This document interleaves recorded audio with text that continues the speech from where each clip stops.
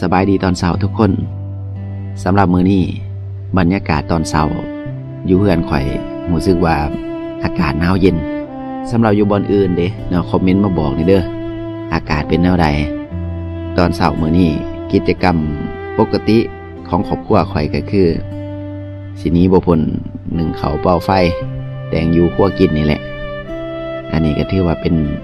วัฒนธรรมคนลาวเด้ก่อนที่จะไปเฮ็ดเวียกเฮ็ดงานนะก็ต้องได้เตรียมความพร้อมทางด้านเสบียงอาหารนี่แหละก่อนแต่มื้อนี้อากาศมันหนาวหลายข่อยก็เลยเอาโทรศัพท์มาถ่ายให้ทุกคนได้เบิ่งข่อยเห็นครอบครัวของข่อยนั่งผิงไฟนี่ก็รู้สึกเป็นบรรยากาศแบบบ้านๆเนาะแต่ว่าได้ความหมายหลายความรู้สึกแบบนี้สำหรับตัวข่อยเองข่อยคิดว่ามันเป็นภาพความสุขที่หาใส่บ่ได้และนอกจากนั้นแล้วมันก็สามารถเติมไฟเฮ็ดให้เฮานี่มีกำลังใจในการสิไป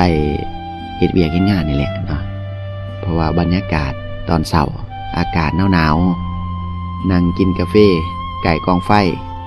เห็นครอบครัวยิ้มแย้มแจ่มใสความสุขก็ล้นฟ้าได้ทุกคนสำหรับบรรยากาศตอนเช้าอยู่เฮือนข่อยก็สิประมาณนี้แหละ